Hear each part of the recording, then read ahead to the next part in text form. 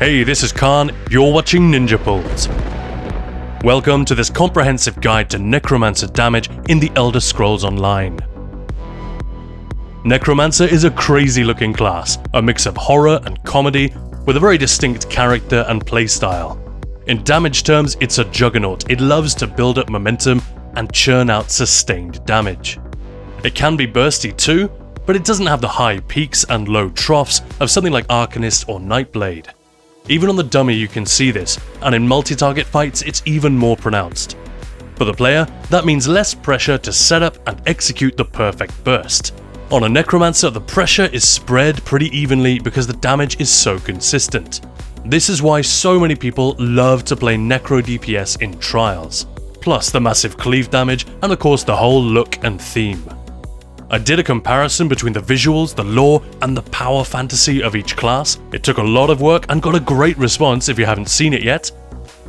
For builds, and especially rotations that get great results, always check ninjapulls.com and this channel. But this video isn't about builds, but how the class works, and how to make the most of it in content.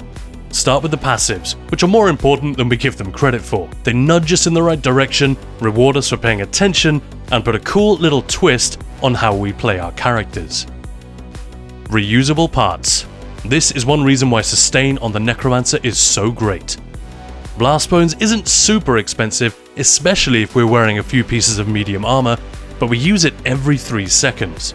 So this passive saves us 800 to 900 stamina every 6 seconds at least. That's equivalent to 300 extra stamina recovery, which is like a free little dose of sustained food. There's no cooldown, so the more we summon and the tighter our rotation, the more this passive rewards us. Death Knell. This is a unique passive execute that kicks in at 25%. What you want to do is get your crit chance above 60% if you can, and then slot 3 Gravelord abilities on your front bar for 10% each, so your crit chance is almost 100% in execute. If your base crit chance is higher, then move one of them to the back bar. But don't sweat too much about getting it perfect by slotting 4 Gravelord abilities, for example. Remember, this only kicks in at 25%, and it's not worth gimping your damage for the rest of the fight just for a slightly stronger execute. Still, Death Knell is really powerful and boosts our damage by a lot in that home stretch. Dismember. Free penetration. Take note that this one does not stack. We always want our penetration stat to match the enemy's armor stat once debuffs have been applied. 1500 extra can sometimes be wasted if it takes us over the top, but most of the time it's valuable because it's a stat we always want. Rapid Rot. This probably defines the Necromancer damage dealer more than any other passive. 10% extra from any damage over time, including procs, burning, and poisoned. We don't have to lean into this, but it's where a big chunk of our class power sits. Dots already have a higher damage per cast than spammables. The problem is that we need a spam to fill the gaps in the rotation, or it just won't work and we'll be overcasting everything. Necromancer has the unique option to overcast Detonating Siphon without losing damage or wasting resources. Plus, it has the sustain to run some of the shorter, stronger dots in the game without running out of juice. This is why a Necromancer with nothing but Blast Bones and dots is often the strongest way to set it up. Although the more mobile the fight and the fewer the targets, the more likely it is that a more typical spammy rotation will pull ahead. Death Gleaning. Tanks slot Bone Tyrant abilities on the front bar, but we usually don't unless we're using the Scythe, in which case we get even better sustain. Obviously it varies from fight to fight, but restoring a chunk of both resources every time something dies is pretty nice, especially in solo content. Disdain Harm. This is why Necro tanks are so good in a lot of tough content. It's handy for DDs as well, but we won't get it unless we're running something like Bone Armor or Hungry Scythe, which is unlikely in group content. Still, if you're solo with no healer, that's exactly when those abilities might be handy, and when this passive will be most valuable. Health Avarice. Again, boosting healing received is great, and once again we'll get some of this if we use Hungry Scythe in solo content, but we're unlikely to ever use anything else from Bone Tyrant on our front bar, even in solo content, and in group stuff we probably won't use anything from this skill line except Necrotic Potency on the back bar. so the passive is there, we just won't see a lot of it. Last gasp. Free health is always welcome, even when it's not strictly needed. Again, Necromancer doesn't just have big, showy damage, it has more subtle strengths like sustain, and in this case extra survivability, which are sometimes even more valuable than raw damage potential. Once minor toughness is activated by a warden in your group, this is almost 1.4k extra health, which is a lot for a damage dealer. Curative Curse only increases your healing done, not your healing received. Handy in solo content, and there are times in group content when you'll have negative effects on you, but generally this passive ain't for us. Near-death experience. This one is worth knowing about for supports, PvP, and for something like Infinite Archive, where you might be on the back foot quite often and have to burst heal yourself. The lower your health, the greater the chance of a critical heal, if you have something like the Tether or Mender slotted. But we do not tend to slot those as damage dealers, so for most of us this is all theoretical. Corpse Consumption. Generate 10 ultimate whenever you cast Siphon, Necrotic Potency, Tether, and so on. And Boneyard, so long as there's a corpse there. We recast that every 10 seconds anyway, plus Necros with a dot rotation will recast Siphon very frequently, so it's easy to trigger this. And it's more generous than other class passives, which all shake out a 0.5 ultimate per second if triggered on cooldown. This one is 20% more generous, because it has that extra condition of a corpse, and that's why Necromancers that play the class correctly will get their ults back faster, and can sometimes fire off an extra one during the fight, which can make a real difference. Undead Confederate. Even more sustain, so long as we keep summoning Blastbones, Archers, or Menders. Again, rewarding us for actually reading the passives and giving us more power when we play the class the way it's meant to be played. The DPS guides on ninjapulls.com always list the 4 key passives at the top. Rapid Rot for stronger dots, Death Knell for that passive execute, Dismember for the penetration, and Corpse Consumption for that speedy ulti-gen. You don't need to remember all this stuff, that's not realistic, but if you just keep up Blastbones, Siphon, Boneyard, and Archer, and slot at least a couple of them on your front bar, all these important passives will be taken care of.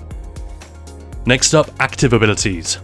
Remember, we're talking PvE damage, so I won't spend much time going over support or PvP stuff. Start with Gravelord, Frozen Colossus. This is not the ultimate we want to use because so much of its power budget is spent on that major vulnerability debuff that the damage itself isn't that great. So ideally our tanks can take care of major vuln with sets like Turning Tide, Archdruid Devirik, but not every group is that organized.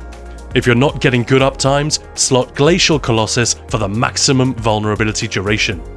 It's a very valuable debuff, boosting group damage by 10%, so when the group is hitting 1,000,000 damage per second, this one single cast adds 1.7 million damage over 17 seconds.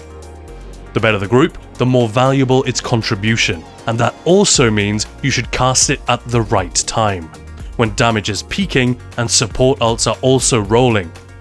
Your raid lead should call for it, but if that's not happening, use your own judgment. Flame Skull, outclass spammable if we're using one. The third cast deals extra damage, Venom Skull costs stamina and gets that third cast more often, while Ricochet Skull costs magicka and makes the third cast bounce to multiple targets.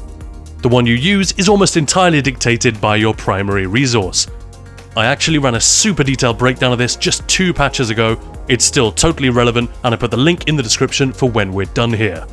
The short version is that magicka necromancers using Ricochet are slightly behind Stamcrows with Venom on single target damage, but pull quite far ahead against multiple targets. Still, the main thing is that both work, and if you're not doing the pure dot rotation, either of these makes a good default spammable. They're both ranged, instant cast with great damage, and have a chance to trigger 2 of the most valuable status effects, Burning and Poisoned. Sacrificial Bones. This is the big thing that got changed in 2024. The base and magicka morphs buff you instead of damaging enemies, boosting your dots and class abilities by 15%, and turning that third skullcast into an AoE to make up for the fact that we're losing Blastbones from the rotation. Now, in very simple terms, Blighted Blastbones is the better morph. It's a reliable source of corpses, it takes full advantage of that cost reduction from the reusable parts passive, and with a massive explosion every 3 seconds, it's significantly stronger for single target damage and far stronger for cleave damage. However, Gravelord's Sacrifice makes the rotation quite a lot simpler. I don't mean it's easier to play, I personally haven't found that to be true, but it's definitely easier to understand. You basically use it every 20 seconds, keep up a few dots, and then just spam Skull all day. If you prefer a rotation with as few buttons as possible, this morph makes that a reality. Plus, if you like using Scythe in solo content to heal yourself while you deal damage, this buffs the damage from the Scythe, which isn't typically that great since it doubles as a heal. Still not the most effective way to build for damage, but the option is there. For group content, Blighted Blast Bones would definitely be my first recommendation. Better damage, better sustain, and in turn that lets us run food with a much larger health bonus, which can be very important sometimes. Boneyard. Nice big AoE which ticks hard and deals frost damage. Simple. The synergy is also strong and is often one of the synergies reserved for Alkosh DDs. Generally, you want to use the Unnerving morph for the AoE Major Breach, but if you're absolutely sure that debuff is already taken care of on every target, you can take the Avid morph and use your own synergy. It might add 1.5k DPS at most, plus a little more sustain. It's mostly used for DPS testing. Also worth noting that as a ground dot, this one ticks every second, not every 2 seconds like sticky dots. That matters if we use the Runecarver set. Faster ticks mean more damage. Skeletal Mage. A cross between a pet, a buff, and a dot.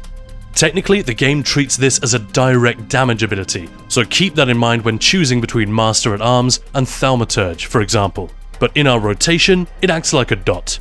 Keep it up every 20 seconds and you'll always have that extra penetration from the Dismember passive, plus the triple resource recovery from Undead Confederate. Skeletal Archer is generally the morph we want, since the escalating single target damage tends to be worth more than the extra splash damage from the Arcanist morph. This also means we should avoid recasting the Archer early, since the last ticks are the most valuable. Shocking Siphon. This is free, but you always need a corpse on the ground to cast it. Be careful of that. It buffs our damage just for having it slotted, so always try to run it on the front bar or ideally slot it on both. It deals great damage in an AoE, it has an even higher tick rate than usual, 1.5 times per second, so it pairs really well with Runecarver. Mystic Siphon is fine if you really need the recovery or if you're running Elemental Catalyst, but Detonating Siphon is the default, since it explodes when it runs out. Not only does that mean more damage per cast, but if you recast it early, the explosion also happens, and that's what makes the full dot rotation possible. Normally, we'd have gaps in the rotation because all our dots are running and none of them need recasting. But recasting Detonating Siphon early is kinda like having a free spammable. Just keep in mind that you can't recast it constantly. A new corpse needs to be available every time, and that's why we usually slot Scalding Rune for the same upfront hit if we need to cast 2 back to back. Not as good as a spam, but close enough. Next, Bone Tyrant. Bone Goliath Transformation. One of the coolest looking abilities in the entire game for my money. And it can be used for PvE damage setups if you take the Pummeling morph and constantly bash weave while it's active. But this is primarily a dummy humping gimmick which appears more competitive thanks to heroism potions and timing that last Goliath so the DPS test ends on a peak.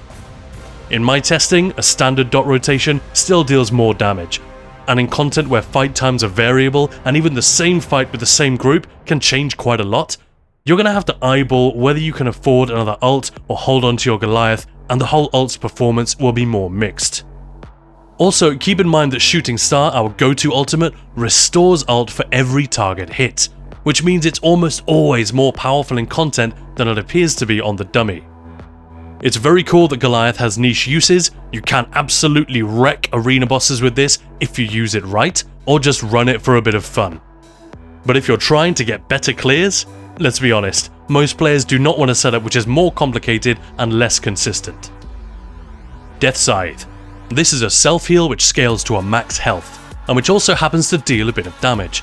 Not a lot, and definitely not a core ability for DPS, but it does have its uses. Ruinous Scythe automatically applies off balance and hemorrhaging, while Hungry Scythe applies a heal over time, which will keep up that disdain harm dot mitigation. plus free resources from death gleaning whenever we kill an enemy. And if you're using Gravelord's Sacrifice, it will buff the scythe damage by 15%, making it a bit more competitive. Still not a core damage ability, but if you're theory crafting something a bit different, these interactions are good to know about. Bone Armor.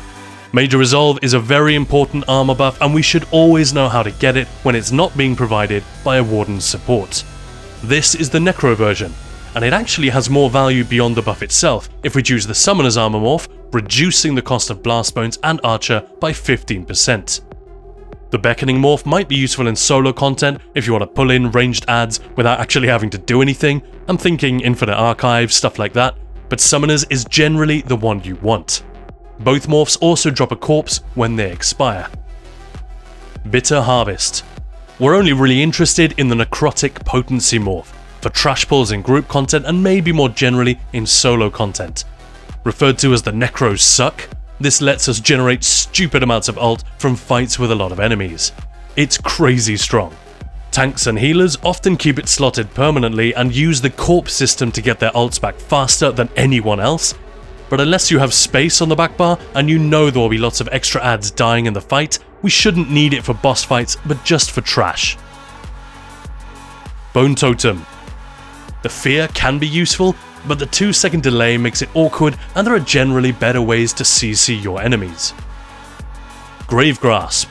Also a support skill and quite a weird one, 3 different CCs depending on your distance from the target. Ghostly Embrace makes the effects last longer, while Empowering Grasp boosts your mage's damage and mender's healing. Sounds great in theory for solo or duo stuff, but it can be a bit fiddly to use. Finally, Living Death. Reanimate. This is amazing, although you don't see it used that often. A resourceful support can use this to instantly resurrect an entire dungeon group or prevent a wipe in a trial group that's still learning. It can have some value in Infinite Archive in very high arcs where deaths can happen very quickly, but as damage dealers we're unlikely to use it often. Render Flesh. Another self-heal which scales to our offensive stats and not our max health. It's a very strong burst, but it reduces your healing received and shield strength for 4 seconds, plus the heal might go to someone else. That makes it more useful as an off-heal and not a self-heal. But if you had to pick one, you'd almost certainly want to go with Resistant Flesh for that extra armor. Expunge. This is a dispel which spends health to remove negative effects, and it's very rare that we need to do that to ourselves. Life Amid Death. Big AoE, strong direct heal, and a short heal over time. Renewing adds a dispel, Enduring Undeath extends the hot. This is obviously for healers, not for DDs. Spirit Mender. A pet that heals you or your allies every 2 seconds. The Guardian lasts longer and takes damage for you, while the Intensive morph is shorter and burstier. This is one of the Living Death abilities we're more likely to use, but in trials and dungeons it's still not super common. Restoring Tether. This is the other one we might use. It's really strong, like the Damage Siphon, because it relies on a corpse being present. The heal per second is pretty great, considering it's one of the longer lasting hots in the game.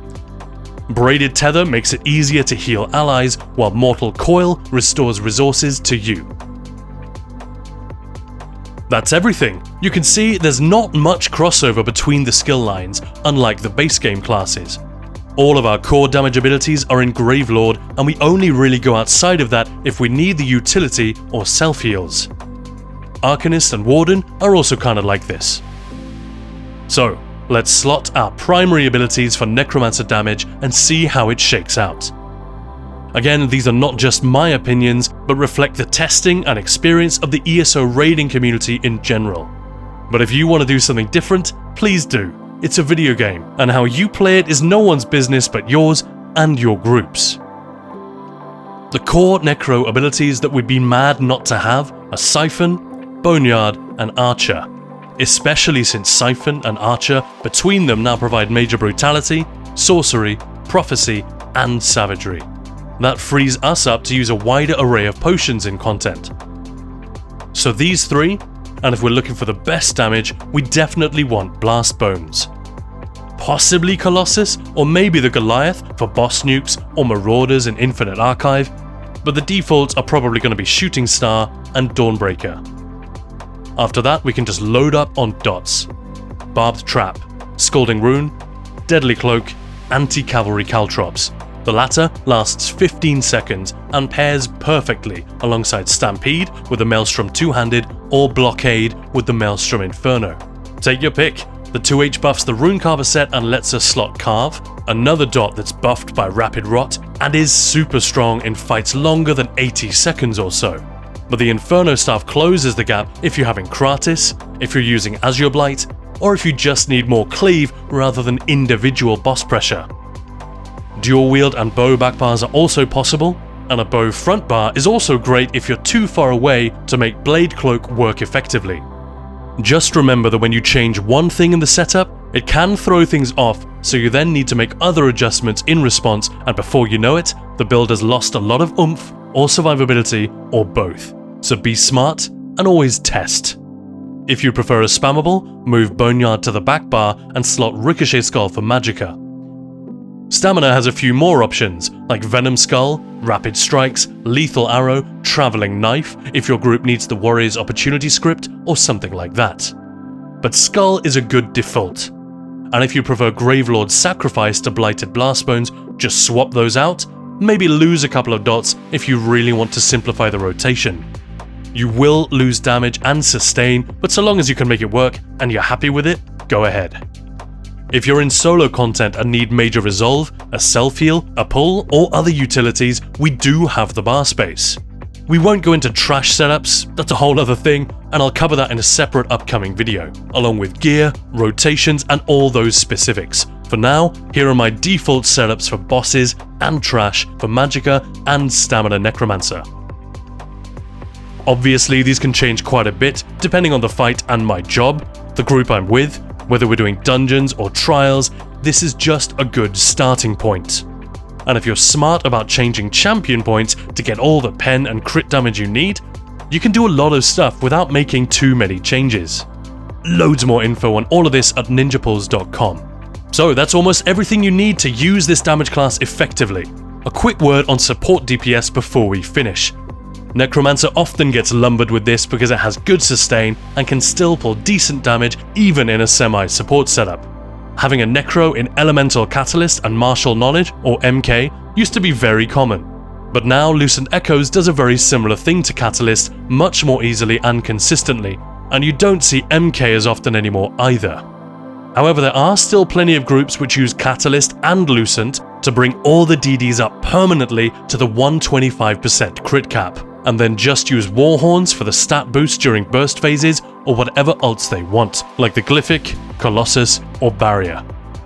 And of course, there are some tanks that don't have Lucent Echoes collected yet. So don't be shocked if you're asked to run something like a Catalyst and Alkosh setup on your Necromancer. It doesn't really affect your rotation, just switch Detonating Siphon to Mystic Siphon for the shock damage, and maybe run Blockade of Fire on your back bar. Always talk to your raid leads about what they want and why. There's no one way to do it, and don't think of Necromancer just as a support DPS. Arcanist and Dragon Knight have been the favourites for some time, but Necromancer has been a pretty strong contender for a while now, and people are finally catching on to this.